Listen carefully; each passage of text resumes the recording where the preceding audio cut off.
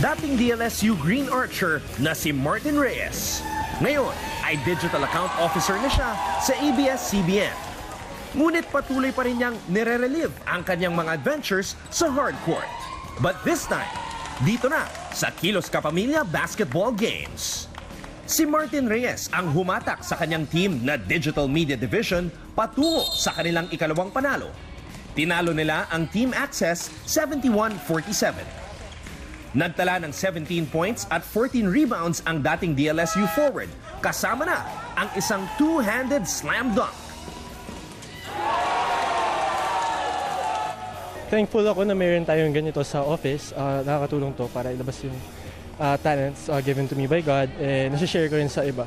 Sobrang laking tulong kasi dito parang wala kaming isip na problema, happy-happy lang. Isa lamang si Martin sa mga manlalaro na linggo-linggong nagpapakita ng galing at nagpapagpag ng stress mula sa trabaho sa pamamagitan ng sports. Sa ibang mga laban, pinadapa ng iConnect Convergence Incorporated o ICON ang Supervisors Union. Habang nagtala rin ng panalo ang Inca News Production laban sa Inca News Gathering. Ayon kay Jerwin Mendoza, isang video editor para sa news production, sabik talaga siyang makita sa court ang mga katrabaho niya.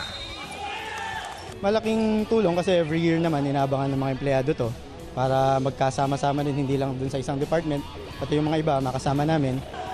Narito naman pa ang ibang mga nanalo sa Kilos Kapamilya Basketball.